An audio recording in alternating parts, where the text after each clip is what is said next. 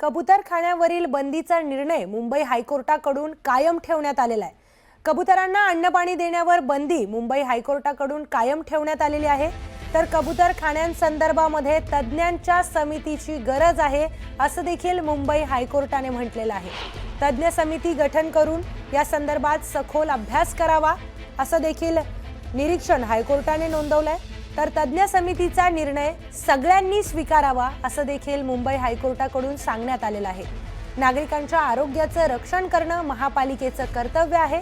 तर कबूतरखान्यासंदर्भामध्ये हायकोर्टात पुढील सुनावणी बुधवारी होणार असल्याची माहिती समोर आली आहे। तर कबूतरखान्यासंदर्भात वाद सुरू होता आणि त्याच दरम्यान कबूतरखान्याच्या संदर्भामध्ये उच्च न्यायालयाने दिलेला निर्णय हा आमचा अपेक्षाभंग करणारा आहे अशी प्रतिक्रिया राष्ट्रीय जैन संघटनेचे ललित गांधी यांनी दिली आहे। उच्च न्यायालयाने आजचा दिलेला निर्णय हा कुठेतरी आमचा अपेक्षाभंग करणारा आहे। न्यायालयाच्या मागच्या निर्णयाच्या आधारे कबुतरांच्या पासून होणारा सार्वजनिक आरोग्याचा धोका कमी होण्यासाठी किंवा तो धोका होऊ नये यासाठी लागणाऱ्या उपाययोजना करण्याबद्दल माननीय मुख्यमंत्री महोदयांनी काल सूचना दिल्या। त्यानुसार स्वच्छता, त्यासाठी असलेलं तंत्रज्ञान, जगभरामध्ये यासाठी वापरलं जाणारं सुविधा किंवा त्यासाठी वापरलं जाणारं तंत्रज्ञान किंवा प्रक्रिया या सगळ्या गोष्टीचा अभ्यास करून कबुतरांची काही अल्टरनेट अरेंजमेंट किंवा त्यांच्या जीविताचा हक्क अबाधित राहील आणि सार्वजनिक आरोग्य सुद्धा सुरक्षित राहील आणि समाजाच्या भावनांचा आदर राहील असा समन्वय साधण्यासाठी काही वेळ आवश्यक आहे आणि त्या वेळेपर्यंत किमान कबुतरांच्या दाण्यापाण्याची सुविधा सुरू राहावी अशी आमची अपेक्षा होती। पण दुर्दैवानं हा निर्णय तशा पद्धतीने झाला नाही।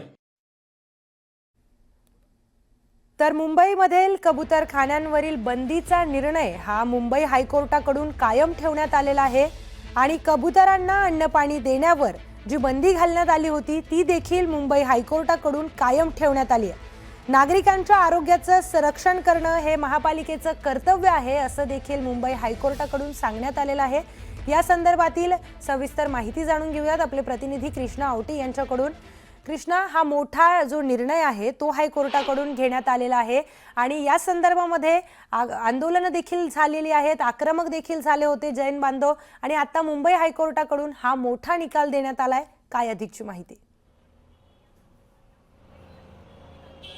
नक्कीच प्रियंका, पाहायला गेलं तर आज मुंबई उच्च न्यायालयात जे आहे ती सुनावणी पार पडली आणि जे खाद्य टाकण्यावरती म्हणजे जे कबुतरांना खाद्य टाकण्यावरती त्यावरती बंदी जी आहे ती बंदी कायम ठेवण्यात आलेली आणि पाहायला गेलं तर राज्य शासनाकडून जे आहे ते कोर्टाला सांगण्यात आलं होतं की सकाळच्या दरम्यान जी आहे ती फीडिंग करण्यात म्हणजे सकाळच्या दरम्यान जे आहे ते कबुतरांना खाद्य टाकण्यात यावं असं जे आहे ते राज्य सरकारकडून कोर्टाला सांगण्यात आलं।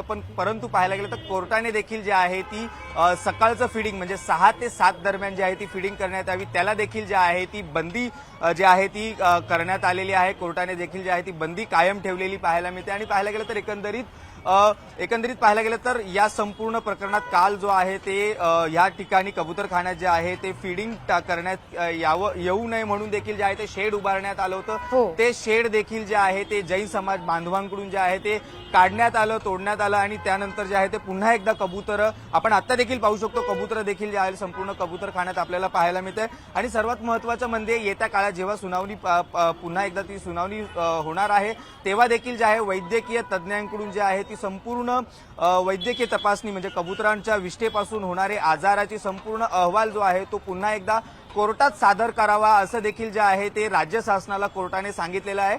आणि अधिकचं बोलण्यासाठी आपल्यासोबत स्वतः काही कबूतरप्रेमी किंवा इकडचे स्थानिक जे दुकानदार आहेत थेट त्यांच्याशी संवाद साधणार आहोत। काय सांगाल, कोर्टाकडून पुन्हा एकदा जे आहे ती स्टे आणणं म्हणजे जे बंदी होती ती बंदी कायम ठेवण्यात आलेली आहे कोर्टाकडून, याकडे कसं पाहता आपण? ह्याकडे बघायला गेलं तर त्यांचा विचार केला झाला पाहिजे की आज एवढे वर्षांनी ते कबूतरखाना आहे, तुम्ही एकाएक त्यांना उठवून तुम्ही घालवायला बघता तसं नाही। त्यांना त्याच्यासाठी तुम्ही त्यांची जागा कुठे सोय करा, तोपर्यंत त्यांना तिकडे दाणे टाकू द्या।